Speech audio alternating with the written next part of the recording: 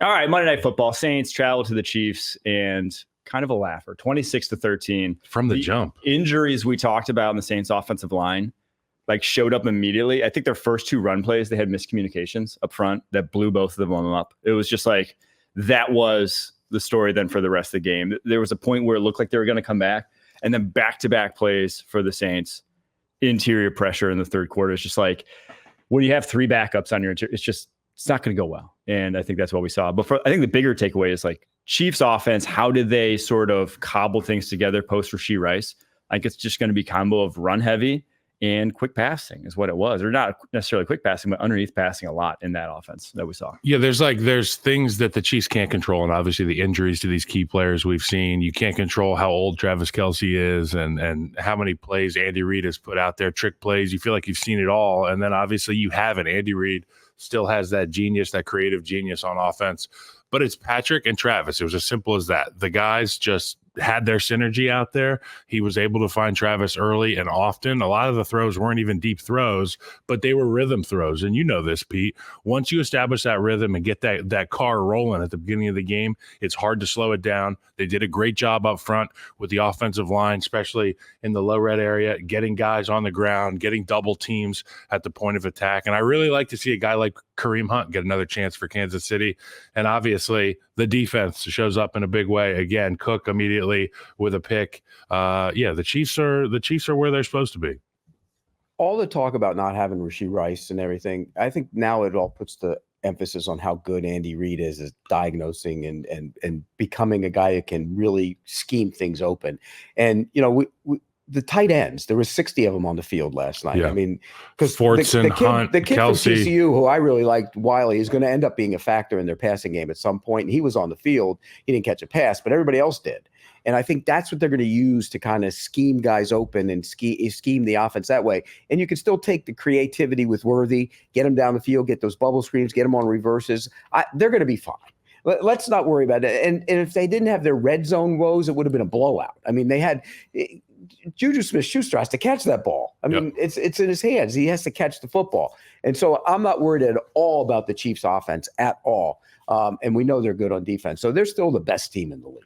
Yeah, I'm not necessarily worried about them, but I do think with each chip, you just become more vulnerable, right? They're the best team in the league, but I don't think, especially in the AFC picture with some of the teams that are on the come up there, it's just going to be tough. I mean, it's just going to be a dogfight. To me, the bigger now, takeaway is, do the Saints have a chance even of making the playoffs at this point? They're 2-3. They started off 2-0. They dropped 2 awful ones against the Eagles and the Falcons back-to-back weeks that they really should have had. But now the injuries are starting to pile up. We have the offensive line and now Derek Carr with an oblique going forward. And that's a pretty big one for a quarterback. When, that's if you've thrown it all in your life. I used to literally strain my oblique from throwing. Yeah. It's so valuable to that. So if you don't have a fully intact oblique, especially in the NFL where that's where you're getting hit. Oblique is like the quarterback hamstring injury. Yes. It's one that's really tough. It affects when a receiver, a DB gets a hamstring injury. You obviously can't, it might not hurt just standing around, but when you go to do your job, it hurts and it probably exacerbates the injury. So for Derek Carr, it's going to be interesting. We know how tough Derek Carr is, Pete, don't we? And I think not say bad things about the. It's going to be interesting. The family will attack you. I am under attack at all times by all families, Pete. So they block people and everything. But get this. His pick to start off was like a prototypical. To your point, pick. Yeah, he got pressured off a lollipop. This is something that can derail them for a long time. I mean, they play Tampa this week too. Tampa too. Which is a big game. If it continues, if it could get worse at the drop of a hat, you know what I'm saying? He gets tackled a weird way. He throws from a weird angle. That oblique gets restrained.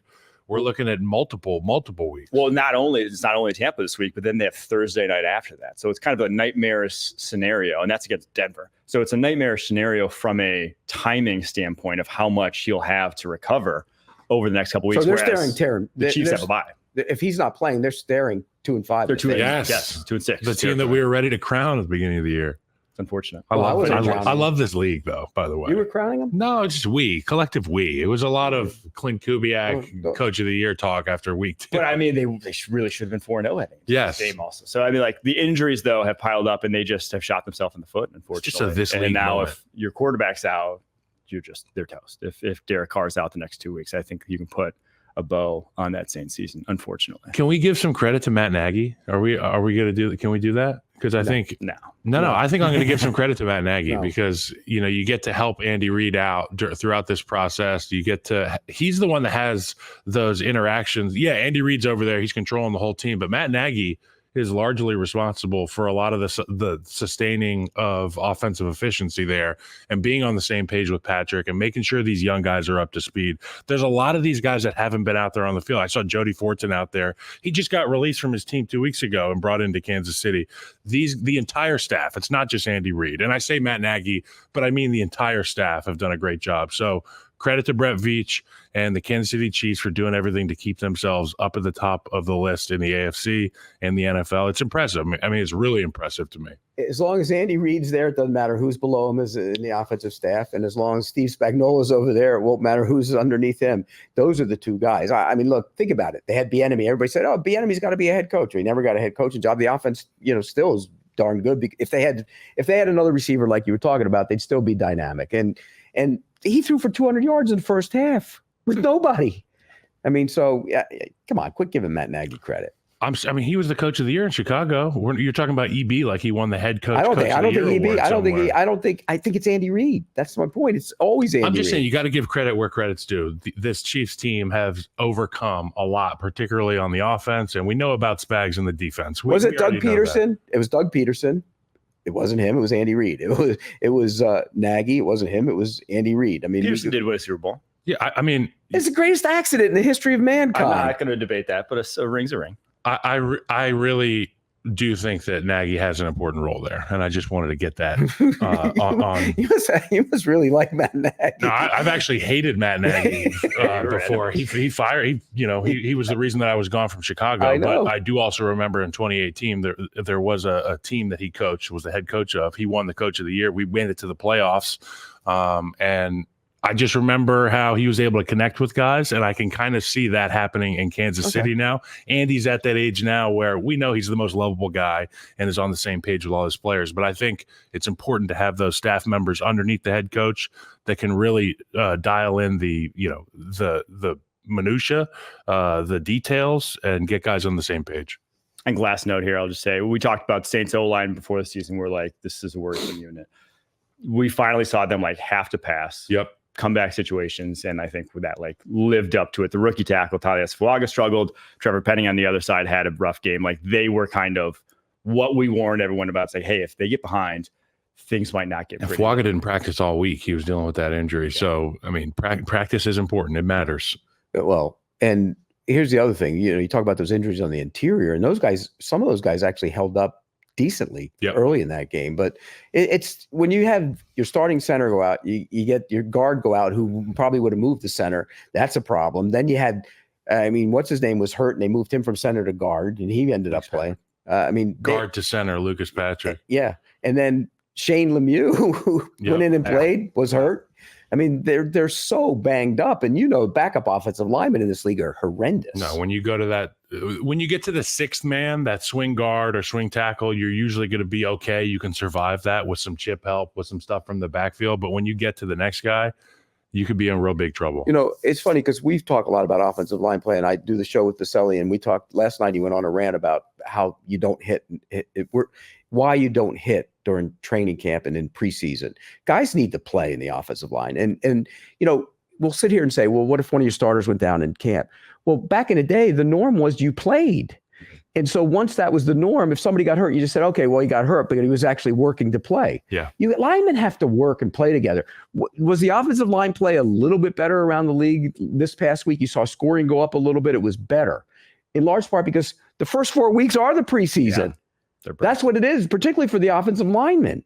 And if you don't play and work, we talk about it, getting to the second level, your double teams, the timing. It's not like receivers where you know what route you're running, I know a route I'm running, and then you guys go to your respective sides, and I line up at tight end, and we run our routes. When we're running our routes as offensive linemen, we're doing it ass to ass, hip to hip, hand to hand, feet to feet. You have to have those repetitions, and if you don't, it's not a smooth product at all, to your point. When you were with the Bears, did you hit in camp? Yes. And did you play in the preseason?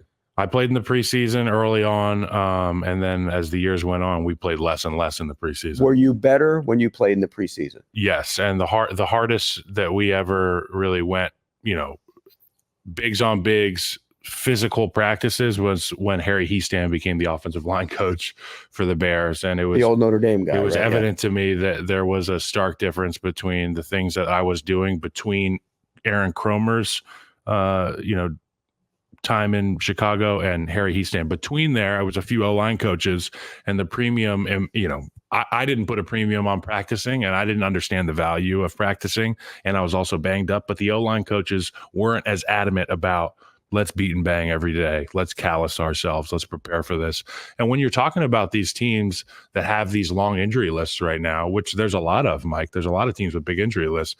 I think it is, to your point, not going through training camp with the fervor that they used to go through it. And when you look at the Kansas City Chiefs, yes, we're here talking about all the injuries, but their injury report is really small, right, relative to the rest of the league. There's no surprise there, because Andy Reid makes those guys grind each other during training camp like it's 1995. Yeah, they can't go 2-a-days full pads, but they're beating the shit out of each other every single day. If you don't think that Andy Reid runs an old school training camp, you're wrong. Look at the injury report. Look at the way this team plays. Go take a look at the offensive line. There's not a lot of shuffling in the middle there. Those guys are healthy for a reason. I think, and tell me if you agree with me, I think it's a combination of not hitting and having camp with the injuries, combined with the fact that these guys overtrain year round. Their bodies your body never gets a break. You take 2 weeks off, 3 weeks off after the season, and next thing you know, you're at a fitness center training with a high intensity coach. Yep. And you go to your team stuff in March. Then you go right to that. And that's really where you peak physically, is like in the spring. Right. And then you get to the team stuff, and you're doing that for 8 weeks, and then you take the break, and you're still training at your high intensity place, and then you come back and you're in camp already. Yep. I think that combined with the fact that guys aren't hitting leads to the problems we're seeing now with all the injuries. So you're saying take real time off, take less intensive, like the old days. Take less labor intensive workouts in the off season, save it for the season, but go hard as when you get there. At least hit some in training camp. Yeah. Correct. It's like boxers.